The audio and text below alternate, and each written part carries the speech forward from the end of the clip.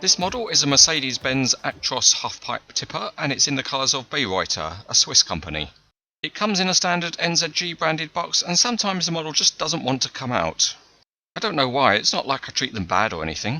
Anyway, now that it's stopped being shy, we can see the inner packaging and it's factory sealed. If you're crazy, you can just rip the box apart, but if you're a class act, you can use a knife and just open the box up. There's no information provided with the model and there's no assembly to do either because it's complete out of the box.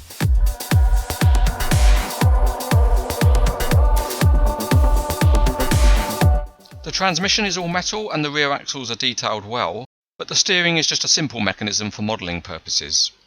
The tyres are the same on all axles, but the metal wheel design is good with some good detailing.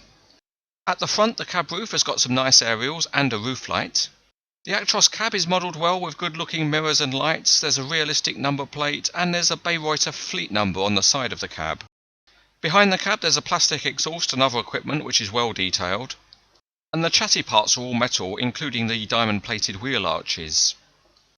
At the rear there's a convincing set of lights and the number plate and Mercedes-Benz sign give it an authentic look. The tipper body is all metal and it's in the classic half-pipe shape.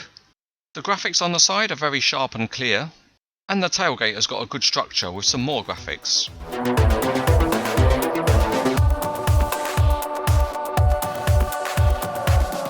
Moving the truck out onto the test track and it rolls well because it's actually quite heavy.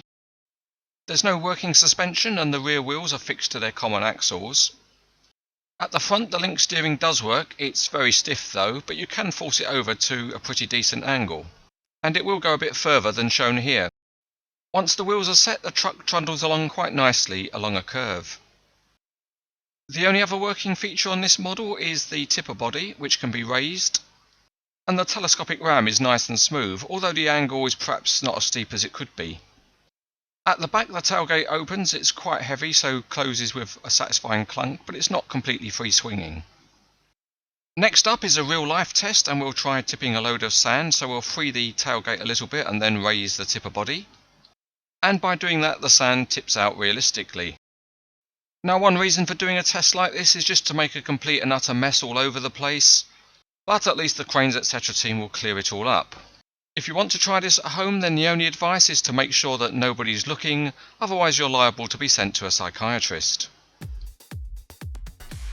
This is a well executed tipper truck model from NZG. It's certainly solidly made with some nice detailing.